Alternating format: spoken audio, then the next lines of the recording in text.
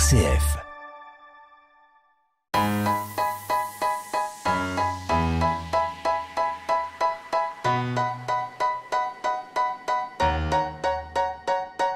On va parler donc d'apprendre à réenchanter le travail. Je rappelle l'intitulé de cette rencontre. La question du sens revient très souvent quand on interroge le travail. Que faut-il entendre dans cette revendication ? Existe-t-il vraiment des métiers qui n'ont pas de sens ? Et par ailleurs, question très importante, faut-il être heureux dans son travail pour être heureux dans la vie ? On a la chance d'avoir plusieurs intervenants, plusieurs témoins, plusieurs participants à cette rencontre. Et bien sûr, vous serez invités, vous aussi, dans l'heure qui vient, à participer, à poser vos questions, à partager vos réflexions. Simplement, les témoins qui ont été sélectionnés pour cette rencontre sont devant vous. C'est Stéphane Viry, qui est député. Il y a Jennifer Maurice, qui est chef de projet donc pour le territoire zéro chômeur de longue durée donc dans les Vosges. Et puis Jean-Pascal Higelet, enseignant, chercheur en sociologie à l'Université de Lorraine. Donc le principe, il est simple. Chacun va faire une première intervention sur le sujet. Et juste après, on va pouvoir échanger tous ensemble et témoigner. Et on va commencer par le regard du sociologue, parce que Jean-Pascal, vous souhaitiez nous rappeler que le travail avait une dimension anthropologique. Oui, bonjour à toutes et à tous. Merci de me laisser l'espace pour dire deux mots sur cette question du sens au travail, qui est une question assez fondamentale et très questionnée en ce moment en sociologie du travail. Parce qu'effectivement, pour comprendre pourquoi la question du sens au travail elle est sans doute aussi importante, c'est effectivement qu'il faut en revenir au fait qu'elle a cette dimension anthropologique. C'est que finalement, le travail, c'est un peu ce qui fait notre humanité. Mais alors, évidemment, pas n'importe quel travail, c'est-à-dire qu'il faut comprendre, avoir une appréhension du travail, là, dans une définition très large, finalement, de l'activité, de toute activité qui nous permet finalement d'agir d'une manière ou d'une autre sur le monde qui nous entoure. Donc là, je ne réduis pas le travail ni à l'emploi ni à l'emploi salarié, mais voilà, dans une acception très large, en fait, il y a le fait c'est fondateur finalement de notre humanité, d'être en capacité d'agir sur le monde, et c'est ça le travail fondamentalement. Alors ça ne veut pas dire justement que le travail est une donnée universelle. Justement, le travail se transforme, se définit selon les périodes, selon les sociétés, et on ne travaille pas, on ne donne pas le même sens au mot travail aujourd'hui qu'on le donnait au 19e, qu'on le donnait à une période féodale, et dans une société ou dans une autre.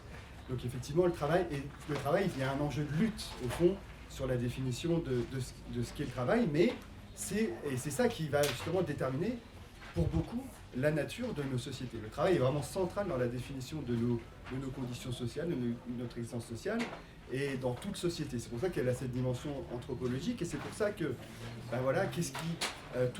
toutes les luttes justement sur la définition du travail, qu'est-ce qui a de la valeur, qu'est-ce qui est utile, qu'est-ce qui est important, ou au contraire, qu'est-ce qui est futile, qu'est-ce qui ne mérite pas qu'on s'y intéresse. Toutes ces luttes-là posent justement la question de qu'est-ce qui fait sens. Alors, bon voilà, donc je peux introduire comme ça en disant, la question du sens, elle est essentielle, parce que le travail, au fond, il est essentiel dans toute société, dans toute définition de ce que nous sommes en tant qu'humains et en tant qu'humains qui vivons en société. Sans travail, pas de société. Alors, pour moi, sans travail, pas de société. Alors, tout le monde ne serait pas forcément d'accord avec ça, mais encore une fois, avec cette acception très large de la notion de travail, qui n'est pas réductible à l'emploi, qui est au fond dans l'histoire de nos sociétés, c'est la toute fin de l'histoire de nos sociétés, l'emploi et encore plus l'emploi salarié. Mais alors, voilà, on peut dire ça comme ça, mais j'avais, pour idée aussi de donner quelques mots juste sur deux choses. Deux sujets à débattre. Voilà, deux sujets qui sont des sujets pour le coup très contemporains et qui posent la question du sens du travail de manière différente. Le premier sujet que je propose au débat, mais ensuite on en fera ce qu'on voudra. En fait, en 2013, il y a un anthropologue qui s'appelle David Graeber qui lance dans le débat public la notion de bullshit jobs. Alors, bullshit jobs, on a traduit ça de manière pas très élégante en français en job à la con. Encore, on aurait pu traduire de manière pire encore. Ouais, voilà. Mais alors, des bullshit jobs, en fait, qui concernent essentiellement en fait, des emplois qui peuvent être très bien payés en réalité, mais dont ceux qui les occupent ou ceux qui les observent pensent que finalement, s'ils disparaissent, c'est pas très grave en fait. Fondamentalement, ce ne sont pas des emplois très utiles pour la société, voire même il peut avoir un effet négatif du point de vue social et environnemental. Mais ce qui me paraît intéressant dans cette histoire de bullshit job, c'est pas tant, est-ce qu'il y aurait, vous posiez la question, est-ce qu'il y a des emplois qui n'ont pas de sens? Ce qui m'intéresse dans cette histoire, c'est pas tant le fait de savoir si, de dire cet emploi-là, il n'a pas de sens, celui-là, c'est un bullshit job ou pas. Ce qui est intéressant, c'est de voir comment cette notion qui est lancée. Alors David Graeber, c'est un anthropologue, mais il fait une tribune dans un tout petit journal aux États-Unis, lu par quelques Pékins, et pourtant c'est une notion qui va se diffuser à l'échelle mondiale. Ça veut dire que justement ça interroge quelque chose. Pourquoi il y a un écho mondial à un truc qui sort dans une tribune, dans un tout petit magazine américain? C'est parce que ça révèle en fait que toute une série de salariés, souvent d'ailleurs chez les cadres ou les professions intermédiaires, on ne voit plus vraiment le sens de ce qu'on fait. En fait, dans l'emploi, notre travail ne fait plus sens. Et alors, pour ma part, moi je vois dans le succès de cette notion de bullshit jobs, pas tant l'idée qu'il y aurait justement des emplois par nature inutiles, mais en réalité le fait qu'il y a un développement des formes de management des entreprises qui posent question et qui, en fait, derrière les formes de management des entreprises, se perd le sens du travail, se perd le sens du travail concret. Je pourrais y revenir, mais en gros, voilà, c'est le fait que on a développé toute une ingénierie managériale où il faut à chaque fois être dans le reporting, les indicateurs de performance. En fait, une entreprise ou une administration, finalement, on se demande si ce qui l'intéresse, c'est le bien ou le service produit, ou si c'est la performance. En réalité, tout ce qu'on mesure, c'est la performance. Il y a une multiplication des indicateurs de performance. Alors on peut, y compris, y mettre le nom qualité, expérience client, enfin, défendre ça, y compris sous le sens de la qualité et du sens, mais en réalité, il s'agit surtout de nourrir des systèmes d'information.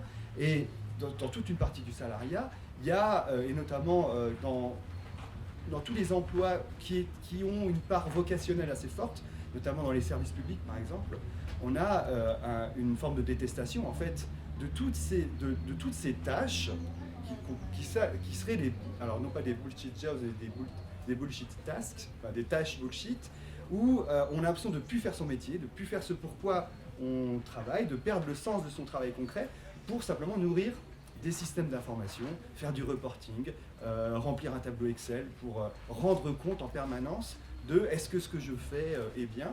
Mais du coup, ces tâches-là disparaissent et finalement anéantissent le sens de son travail. Et puis on perd l'humain souvent au passage, ces tâches-là. On perd l'humain souvent au passage.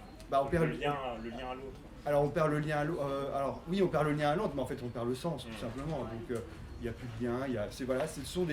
C'est une procéduralisation très très forte. J'avais en tête le métier des infirmières qui a beaucoup évolué ces dernières années. Le métier des infirmières, le fait de devoir effectivement rendre compte, avec le développement du numérique, on en parlait c'est aussi effectivement un contrôle et un surcontrôle permanent de mesure, de sur-mesure de ce que vous faites. Et finalement on agit plus, du coup on travaille plus pour nourrir, pour correspondre aux indicateurs de performance que pour ce qu'on pense comme étant être un bon travail. Et puis le deuxième peut-être élément, parce que je suis peut-être un peu long, mais je finis rapidement, mais le deuxième élément que vous pourrez discuter éventuellement sur cette question de sens au travail, c'est le fait que justement dans cette lutte de définition de ce qu'est le travail, il y a depuis une trentaine d'années, une quarantaine d'années, une tendance à la réduction du travail à une marchandise en réalité. Il y a un marché du travail et on envisage finalement moins le travail dans sa dimension concrète. Pour l'anecdote, c'est-à-dire si on reprend les petites phrases du président Emmanuel Macron, là on avait vu à Marseille où il répondait à quelqu'un qui se plaignait que son fils ne trouvait pas d'emploi, il disait bah oui mais il suffit d'aller. Je serais très étonné que si je fais si je fais le tour du vieux port, je trouve pas un boulot à votre fils. En réalité, dans cet échange-là, le travail, c'est une pure marchandise. C'est-à-dire que vous êtes une force de travail et vous vous vendez sur un marché du travail. Et on a perdu complètement, on perd de vue le fait que en fait, le travail, c'est une activité concrète. Et c'est dans le travail comme activité concrète qu'on projette du sens. C'est pas dans la vente de sa force de travail. Or, la lutte contre le chômage, l'importance qu'elle a prise dans la politique publique, dans le débat public, fait que c'est devenu une priorité. Voilà, c'est l'emploi à tout prix. C'est l'emploi à tout prix, et on le voit dans toutes les politiques, les réformes des formes d'indemnisation du chômage, la réforme du RSA, toutes les procédures d'insertion professionnelle, l'attention par exemple actuellement sur les métiers en tension. Voilà, il y a des places de libre, il y a des emplois disponibles, il faut, alors plus ou moins de gré, plus ou moins de force, faire en sorte que l'offre et la demande sur le marché du travail se connectent, et au fond c'est ça la seule attention, enfin l'attention majeure de la politique publique. Et du coup, derrière l'emploi, en fait, on perd le travail comme activité concrète, le projet professionnel, c'est quoi, qu'est-ce que je veux faire, qu'est-ce qui fait sens pour moi, et ce qui explique que d'ailleurs, l'insertion professionnelle, c'est souvent c'est comme le Sisyphe qui montait sa pierre en haut de la montagne, à chaque fois elle retombait de l'autre côté, et donc on recommence essentiellement, éternellement, à insérer les gens. Les gens sont dans des processus d'insertion permanente parce que, au fond, on les met dans des emplois et pas dans du travail. Voilà. Et donc la question du sens du travail, elle est perdue justement par cette attention finalement à la question de l'emploi comme marché du travail. Et c'est là que vous faites le lien avec Territoire Zéro Chômeur de longue durée. Et c'est là que je fais le lien avec le Territoire Zéro Chômeur de longue durée, parce que effectivement, la particularité de Territoire Zéro Chômeur de longue durée, alors même s'il y a des contraintes, etc., et que tout n'est pas rose, c'est qu'il y avait cette ambition, ou il y a cette ambition dans Territoire Zéro Chômeur de longue durée, justement. Alors, les acteurs parlaient souvent d'inversion de la logique de l'emploi, les acteurs de l'expérimentation, où il s'agissait justement de créer les contenus d'emploi sur la base de ce qu'on allait identifier comme tâches utiles sur le territoire et comme envie et compétences portées par les chômeurs eux-mêmes. Donc en fait, c'est partir du travail concret en réalité pour construire l'emploi, et pas parce qu'il y a un emploi contraindre le contenu du travail concret. C'est définir l'emploi à partir de ce qu'on veut faire comme travail concret. Et donc c'est cette inversion-là qui, à mon avis, est porteur de sens. Alors moi je l'ai observé dans un autre Territoire Zéro Chômeur de longue durée qui est plus ancien sur le PE de Colombais, où il y a toute une partie des personnes privées d'emploi qui sont beaucoup investies au départ pour justement construire ces contenus et qui ont projeté énormément de sens dans leur emploi. Il y avait vraiment une réappropriation.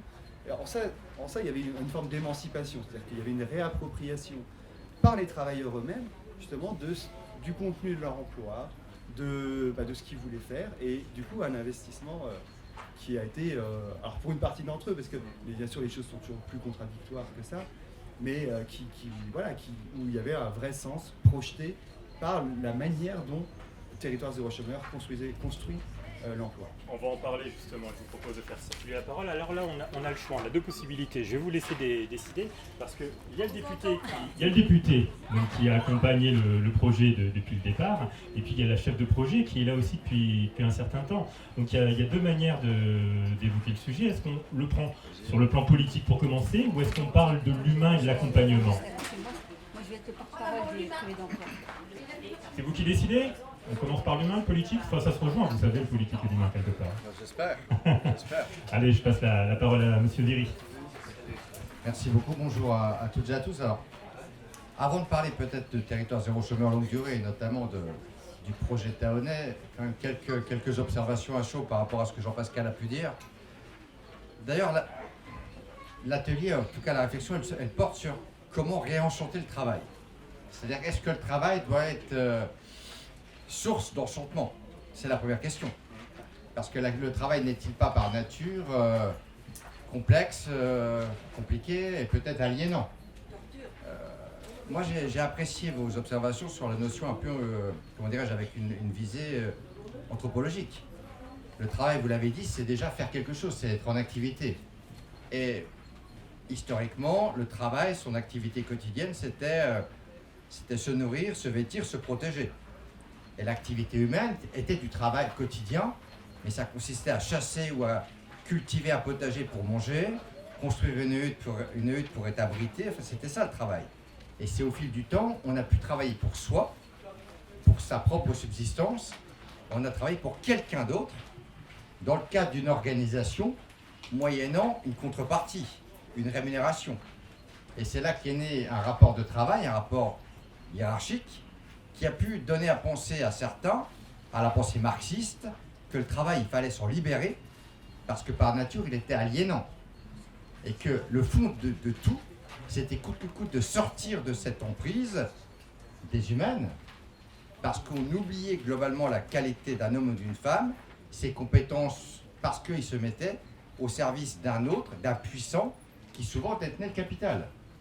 Donc la notion du travail, elle a été constamment, à mon avis, évolutive au fil du temps, et elle a été, comment dirais-je, sur le plan de l'organisation politique, parce que le sujet est éminemment politique, il est sociologique, il est humain, mais il est éminemment politique, il était en termes de notre organisation commune, comment on fait ensemble, comment on structure une communauté humaine.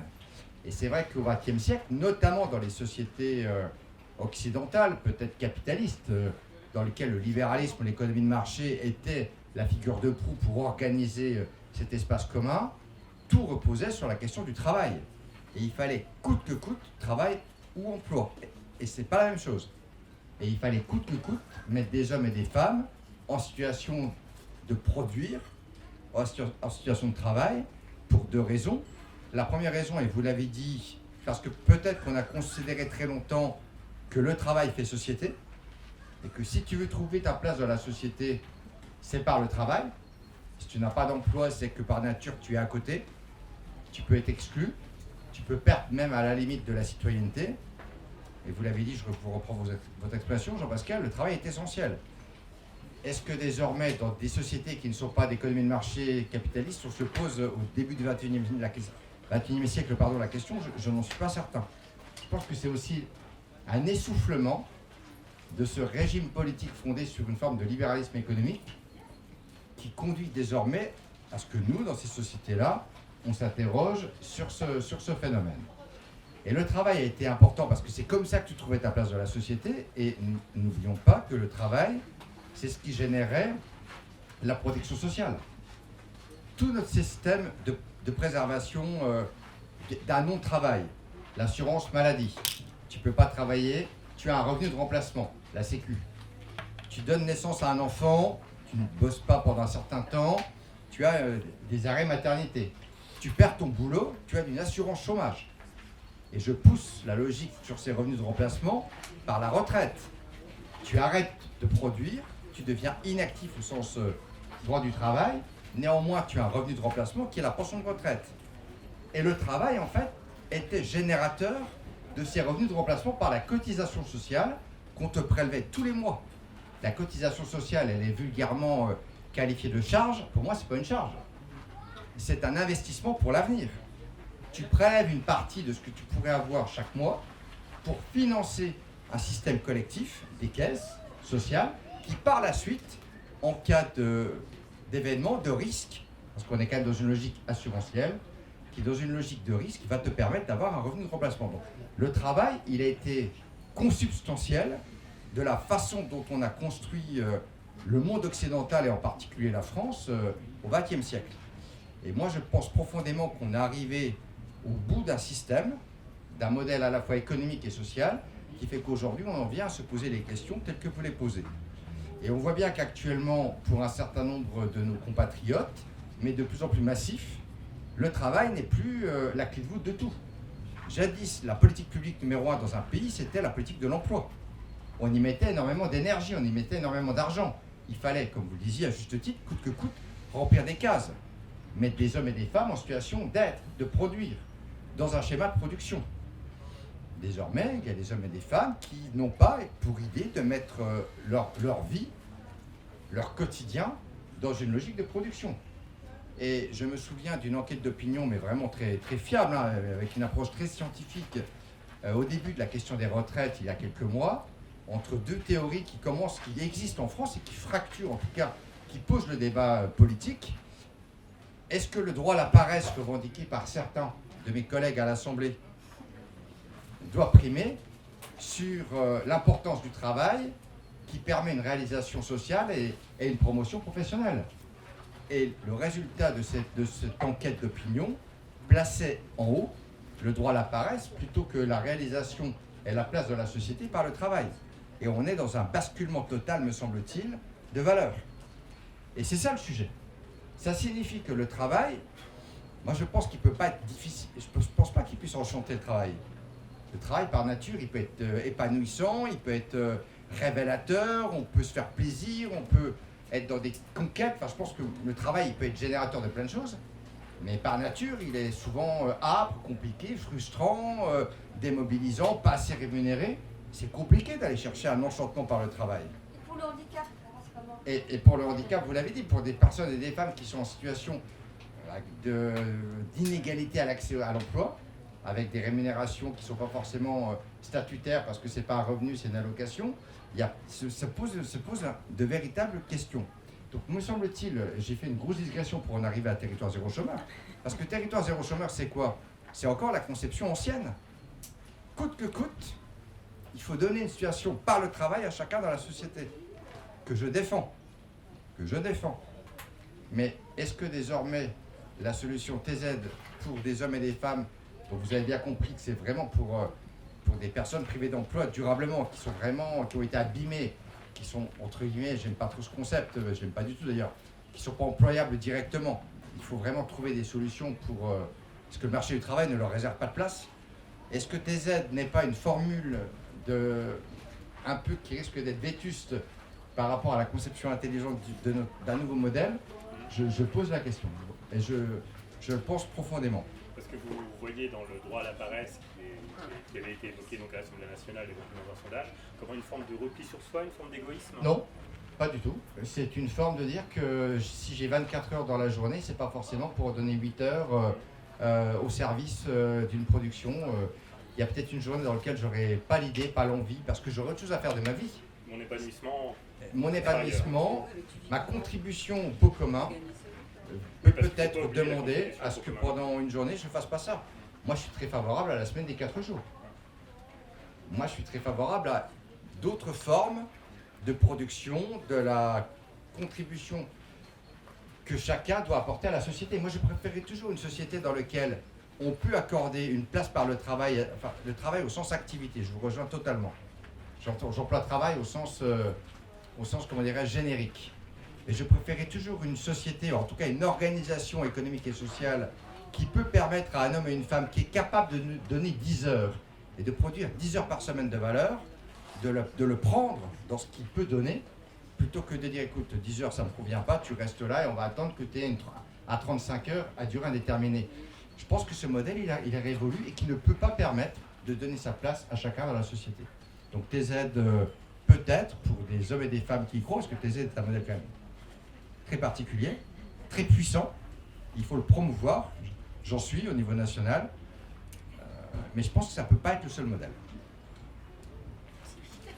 La parole est à la défense.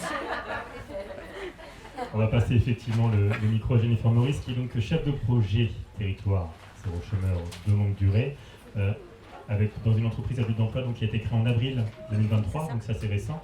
35 personnes ils sont actuellement embauchées sur 3 sites différents, sur Taron-les-Vosges, me semble-t-il. Et vous allez nous présenter tout ça, et surtout, ce que je voulais préciser, c'est que votre participation aujourd'hui, elle s'appuie sur les échanges que vous avez eus avec ces personnes employées sur les sites, mais aussi avec des personnes privées d'emploi. Qui sont présentes ici, merci à vous. Oui, d'ailleurs, je tiens à signaler la présence de Jean-Baptiste, qui est une personne privée durablement d'emploi qui est engagée quotidiennement dans le projet. Et il y a Virginie, qui est salarié de l'entreprise à but d'emploi qui a ouvert ses portes le 1er avril et qui embauche effectivement 35 personnes privées d'emploi du territoire de Thaon-les-Vosges depuis le 1er avril. Donc juste revenir un peu, parce que je ne sais pas si tout le monde connaît le projet Territoire zéro chômeur de longue durée. Alors pour faire court, parce que c'est assez complexe, donc une loi de 2016 qui autorise 10 territoires à expérimenter, une nouvelle loi en 2020 qui autorise 50 nouveaux territoires expérimentés. Donc on approche aujourd'hui des 60 territoires qui expérimentent le dispositif Territoire zéro chômeur de longue durée. Donc le but c'est quoi? C'est d'aller à la rencontre des personnes privées durablement d'emploi, c'est-à-dire depuis plus d'1 an, pour construire avec eux leur emploi et leur entreprise. Donc nous, à terme, on crée ce qu'on appelle une entreprise à but d'emploi qui crée les emplois supplémentaires utiles au territoire. Donc, moi, effectivement, comme le dit Nicolas, moi, j'ai organisé un petit groupe de réflexion avec à la fois nos privés d'emploi qui sont volontaires dans le dispositif et les nouveaux salariés de l'entreprise à but d'emploi pour débattre un peu de comment réenchanter le travail. Alors, je vous avouerai qu'au départ, c'était un peu délicat parce que je me suis dit comment aller parler à des personnes qui sont privées durablement d'emploi des solutions pour réenchanter le travail, alors que, comme le dit Stéphane, le but c'est d'avoir un emploi pour répondre à leurs besoins vitaux, se nourrir, se loger, se nourrir. Et finalement, je me suis bien plantée, parce que la première chose qu'ils m'ont tous dit, c'est qu'ils voulaient un travail qui était en adéquation avec leurs valeurs, leurs envies, et donc un travail qui avait un réel sens. Et pour eux, par sens, ils entendent se sentir utile dans notre société, se sentir utile au regard des autres. Donc on en revient là, trouver sa place dans la société. Et pour ce public-là, effectivement, c'est ça. C'est clairement avoir une place. Le regard des autres, c'est compliqué quand on ne travaille pas. Et donc, à l'inverse, donc ils étaient tous d'accord pour dire que le travail devait avoir du sens, pour pouvoir s'épanouir dans son existence. Donc on leur a posé la question à l'inverse, est-ce qu'il existe des emplois qui n'ont pas de sens ? Et là, spontanément, ils m'ont dit non, tous les emplois ont un sens. Et ma collègue leur a donné l'exemple des personnes qui travaillent dans la télé-réalité. Est-ce que leur métier a du sens? Et là, effectivement, le doute, ça c'est un peu arrivé. Donc, on a échangé sur 2 exemples d'activités. Et en fait, on en est venu à la conclusion que finalement, même si vu de l'extérieur, certaines activités, certains travails n'avaient pas de sens, ne semblaient pas avoir de sens, finalement, il en a un pour le travailleur. Parce que le travail, il a le sens qu'on lui donne, qui a un sens très personnel. En tout cas, nous, c'est ce qu'on en a conclu quand on a échangé. Et c'est vrai que, pour reprendre Territoire zéro chômeur, particulièrement, effectivement, la notion de sens a toute sa place. Puisque, comme je l'ai dit, les personnes privées durablement d'emploi viennent co-construire leur emploi et leur entreprise. Donc, ils vont forcément s'investir dans une activité qui leur tient à cœur et qui a du sens pour eux. Donc là, oui, il y a forcément un sens, en tout cas qui est le leur, qui leur est personnel. Donc, et c'est vrai qu'on est dans des activités qui sont utiles, parce que nous, on doit créer des activités qui ne sont pas concurrentielles au monde économique. Donc, il faut que ce soit des activités qui sont utiles au territoire. Donc, de par ce fait-là, déjà, on y trouve tout son sens. Les gens choisissent leur activité, et en plus, on va vers des activités qui répondent à un besoin du territoire. Donc en soi, on peut se dire qu'il y a du sens. Au-delà de répondre à un besoin vital de travailler. En tout cas, ils nous ont tous dit qu'aujourd'hui, au sein du projet Territoire zéro chômeur, ils allaient vers une activité qui avait du sens pour eux. Et quand on a abordé la dernière question du « faut-il être heureux au travail pour être heureux dans la vie ?», voilà, clairement, c'était un grand oui. Parce que, comme le dit Stéphane, on passe beaucoup de temps au travail. Et ils ne voyaient pas comment on peut être heureux dans la vie si on est tracassé au travail. Donc, mais c'est ça. Mais on n'est pas effectivement, on n'est pas à la notion, on sait qu'aujourd'hui on parle beaucoup de libéralité, d'autonomie, avec la semaine des 4 jours, avec le télétravail.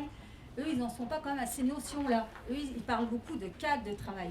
Aujourd'hui, pour être heureux au travail et plus largement heureux dans la vie, il faut bien sûr donner du sens à son travail, mais aussi avoir un cadre de travail bienveillant.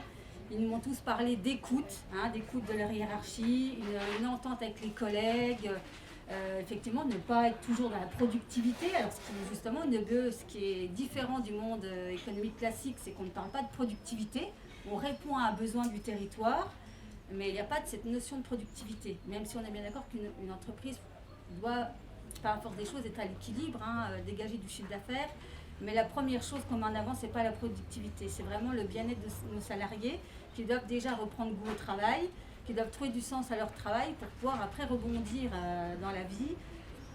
Donc voilà, la conclusion, nous, c'est que pour être heureux dans la vie, il faut être heureux au travail et qu'au-delà de la notion du sens qu'il est important de donner à son activité, il faut un cadre de travail bienveillant. Et ça, nous, c'est essentiel, en tout cas pour notre public, de pouvoir reprendre pied dans le travail. Parce que sens du travail, il y a aussi dignité au travail. Dignité, voilà. C'est pour ça quand ils disent pour eux, sens, c'est se sentir utile pour les autres, pour la société.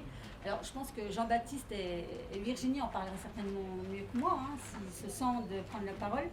Mais voilà ce qu'ils ressentaient de nos échanges. Est-ce que vous voulez prendre la parole, Jean-Baptiste? Je sais pas trop.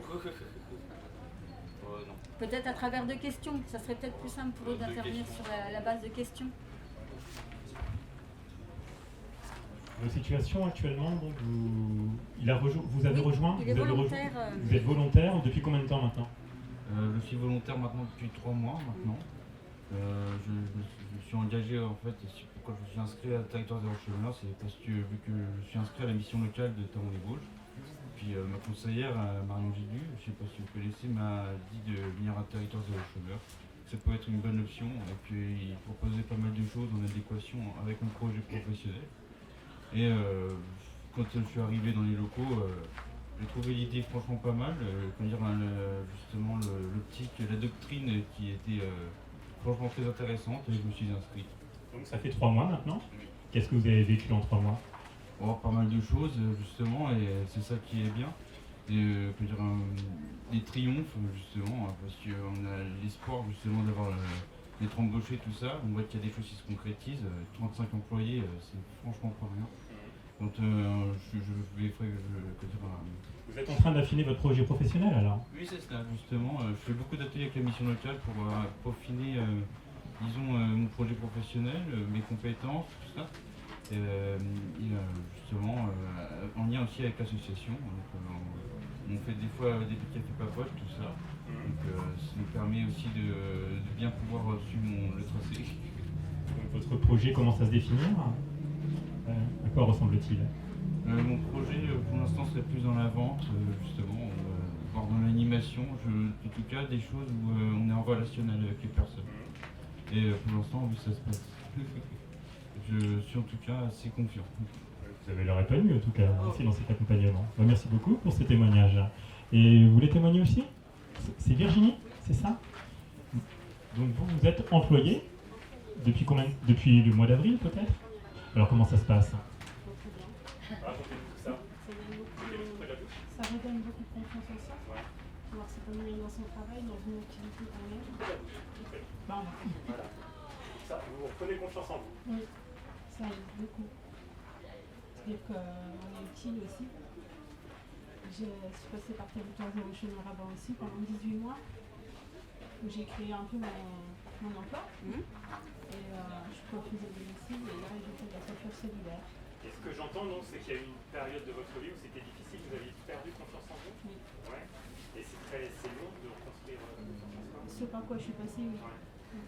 Beaucoup. Donc cette structure en Territoire Zéro Chômeur, vous la vraiment beaucoup pas. Oui. On retrouve du lien social, on se rapproche des gens. Ça redonne plein d'espoir pour plein de choses. Pouvoir se sortir tout seul de là où on vient. C'est bien. Merci beaucoup pour ce témoignage. Merci beaucoup. En vous écoutant les uns les autres, j'avais en tête aussi des témoignages que j'ai pu avoir de jeunes notamment, et j'ai l'impression qu'il y a des collisions actuellement dans notre société avec deux visions du monde du travail. J'ai entendu des jeunes me dire que pour eux le job c'est alimentaire. Vous parliez de télétravail, donc typiquement, allez, le travail c'est vraiment pour gagner de l'argent et je m'épanouis ailleurs, j'en ai rien à faire de mon boulot. Et d'autres personnes en revanche de la même génération qui disent ah ben non, moi si le job n'a pas de sens, j'en veux pas quoi.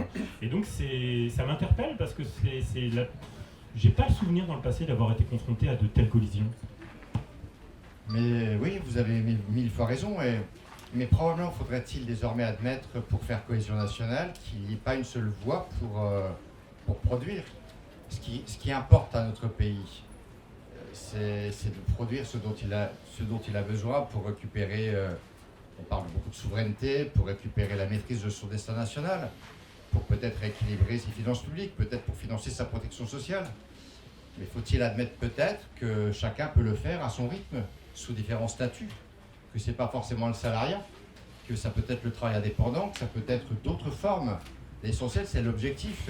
L'essentiel, c'est que le pays, à terme, soit en capacité d'être à la hauteur de son rendez-vous. Moi, ce que j'entends beaucoup par rapport à ce qui a pu être dit, on en revient quand même sur l'importance du travail pour trouver sa place dans la société, dans le regard par rapport aux autres, dans la confiance en soi. Me semble-t-il, ce qui a abîmé la question même du travail, qui fait qu'on se pose la question aujourd'hui, c'est la déshumanisation de notre société. On a tenté depuis quelques décennies, par le Code du travail, de protéger un certain nombre de choses avec des concepts comme la qualité de vie au travail, comme la santé au travail, parce qu'on se rendait compte qu'on attentait à l'intégrité physique et psychique d'hommes et de femmes. Donc on a cherché à le faire, mais parce qu'in fine, c'était peut-être des conditions de travail qui étaient irrespectueuses, peut-être aussi un management qui recherchait la rentabilité qui était destructrice à terme du lien et qui déshumanisait le tout.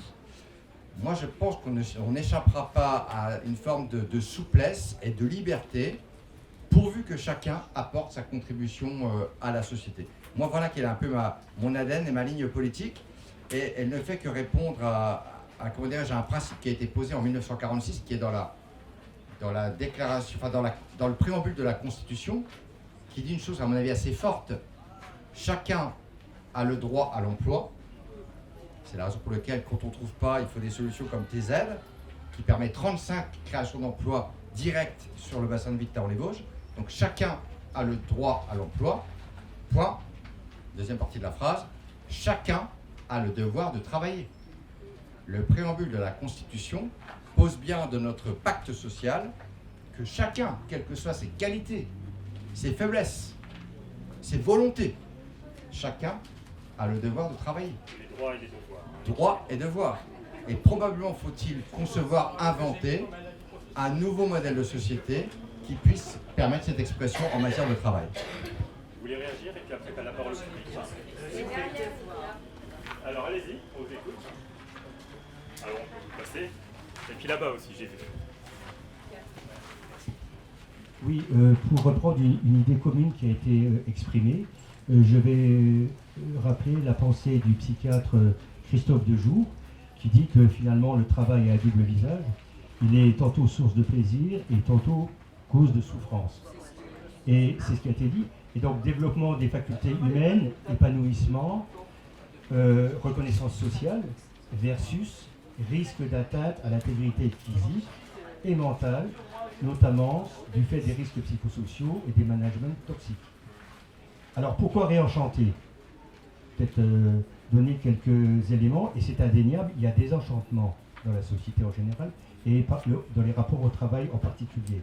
Et là, je voudrais apporter quelques éléments factuels, parce que être heureux au travail, le bonheur, c'est une conception très personnelle. Moi, je voudrais regarder les choses de manière un peu plus large.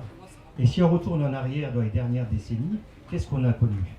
On a connu les délocalisations, la désindustrialisation du pays, le chômage, la déqualification des métiers manuels, et notamment de la fonction ouvrière, et dans les Vosges, j'en ai bien placé pour l'observer, par la mise en concurrence mondialisée des travailleurs, où on les réduit finalement, et là je rejoins M. Viry, on les réduit à la dénomination de charge, et non pas, on ne les considère pas comme producteurs de richesse. Deuxièmement, sur le plan réglementaire et social, après 130 ans de progrès social, je rappelle que la première loi sociale en France, elle a été votée en mars 1841. Après 130 ans de progrès social, on a observé plus de 30 années de libéralisme, le libéralisme qui est une transformation sémantique du mot capitalisme, pour le dire.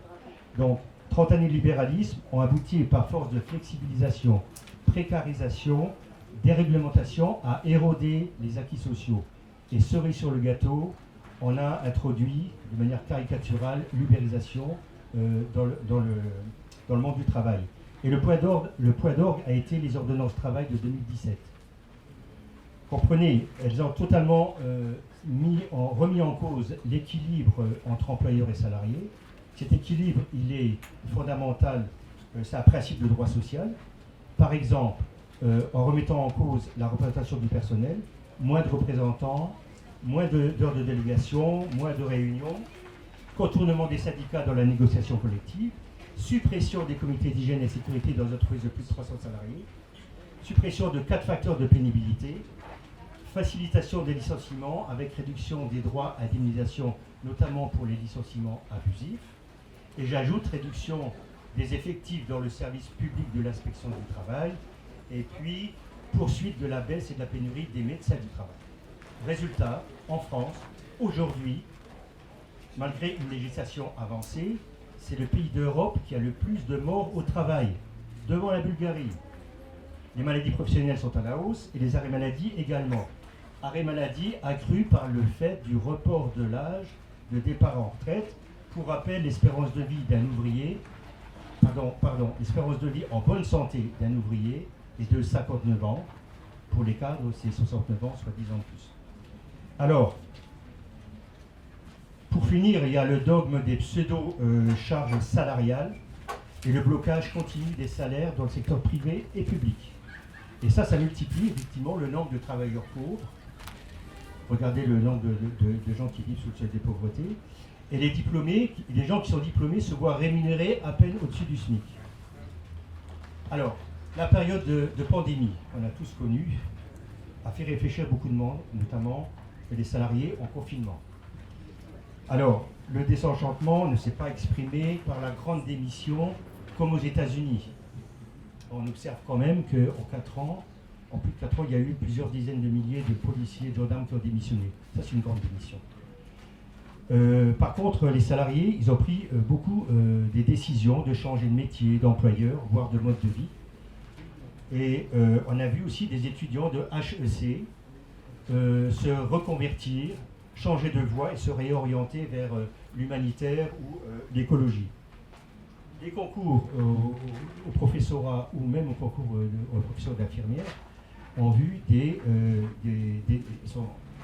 déficits de candidats.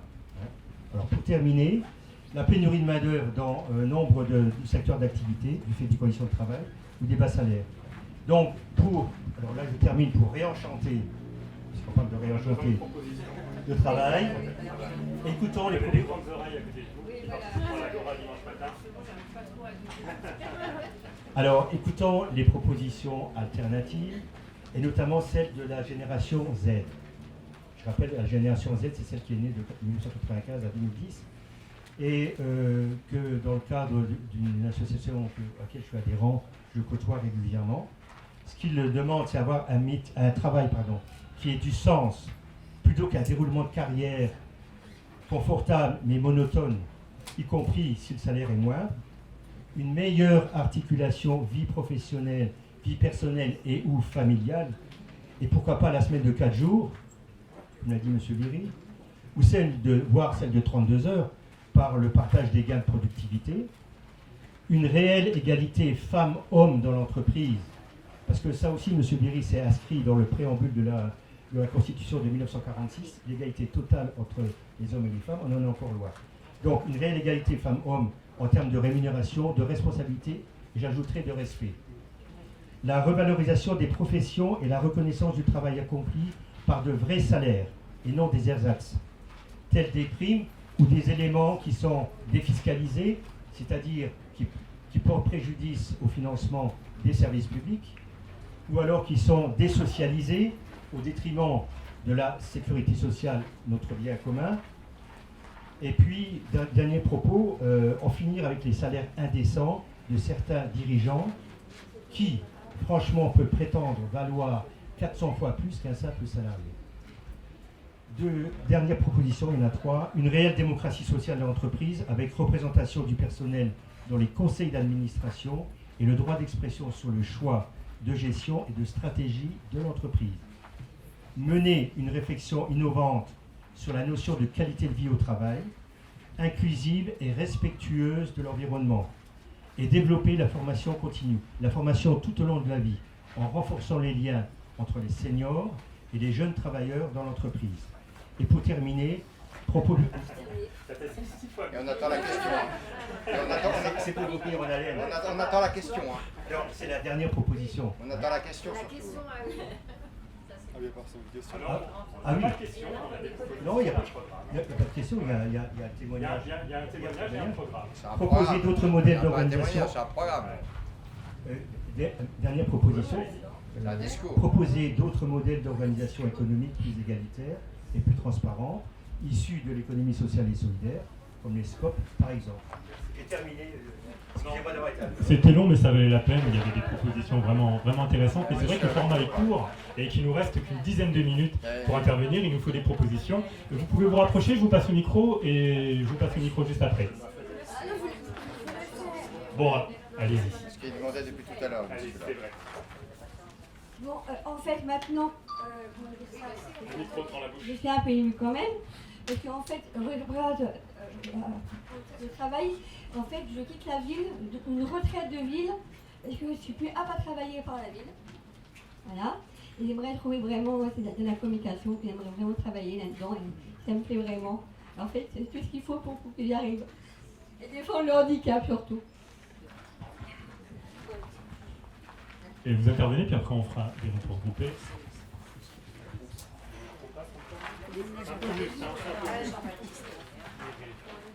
On peut pas plus. Je suis peut-être un peu à côté de la plaque, et je vais essayer de parler de ma place.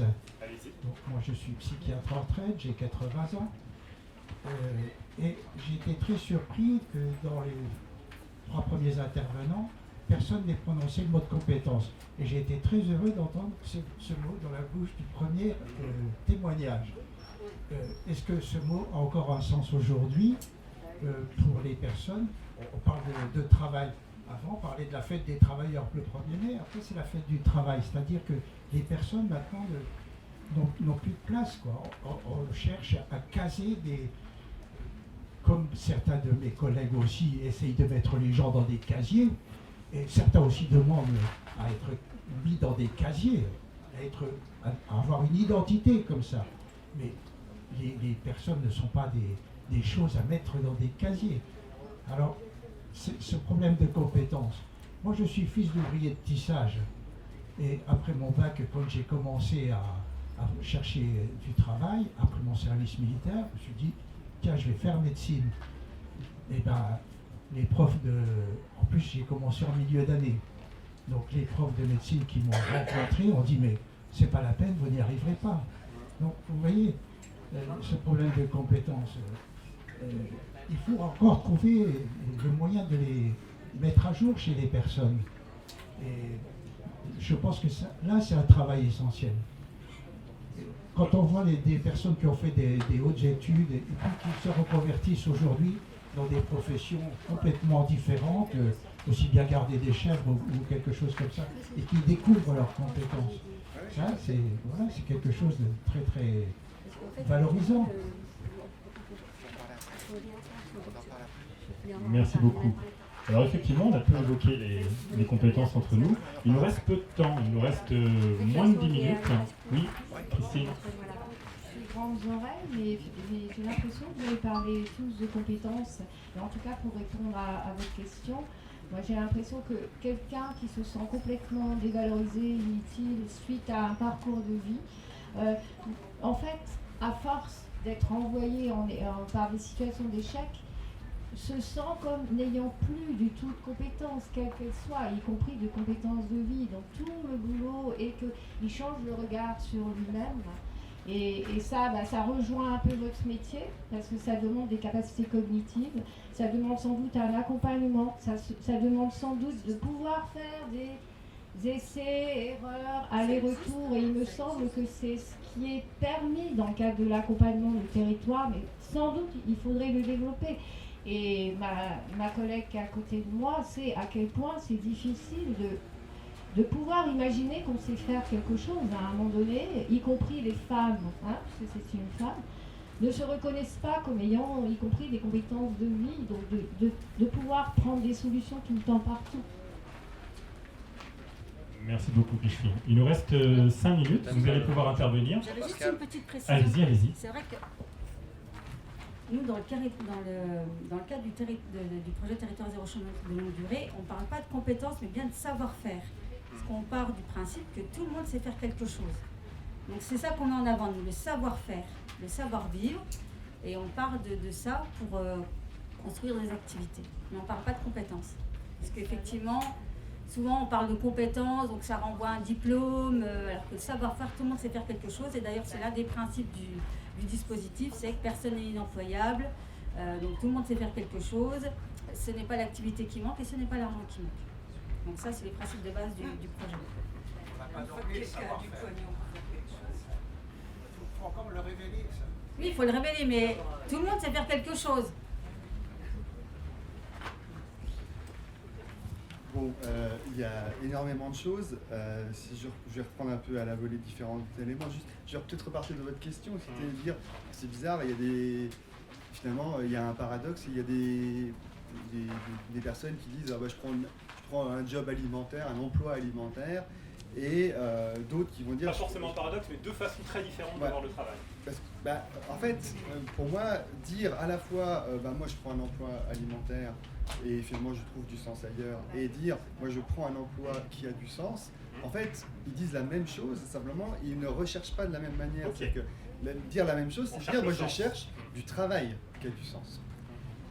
Et ce travail, il peut s'exprimer à l'intérieur d'un emploi lorsque voilà, j'ai les conditions, un certain nombre de propriétés sociales, comme disent les sociologues, ou voilà, une qualification, un réseau social qui me permet effectivement de pouvoir trouver du sens à mon travail dans le cadre d'un emploi, soit pour d'autres raisons, je vais chercher à avoir un travail qui a du sens hors de l'emploi.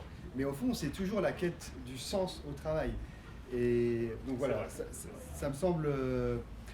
Alors, pour rebondir quand même sur cette histoire de droit à la paresse, alors je ne sais pas à quel sondage vous faites attention, mais vraiment sur le long terme, il y a toujours un discours récurrent sur le fait que, notamment chez les jeunes, on aurait une perte de la centralité au travail, une perte du sens au travail, qui reviendrait. Alors, ça a été vrai pour la génération Y, maintenant on le tient pour la génération Z.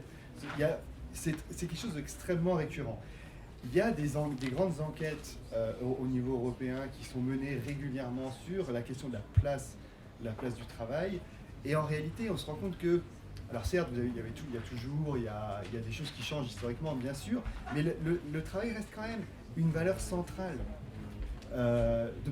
Voilà, sur le très long terme, je ne crois pas à cette bascule majeure. Il faudrait voir comment a été fait le sondage, dans quel contexte, pourquoi il y a ces réponses-là sur le droit à la paresse. Mais même sur ce qu'on met derrière qu'est-ce que c'est que le droit à la paresse, je ne crois pas à une société ou à des individus qui se projettent sur le long terme dans une joie à strictement rien faire. En fait, c'est quoi être paresseux?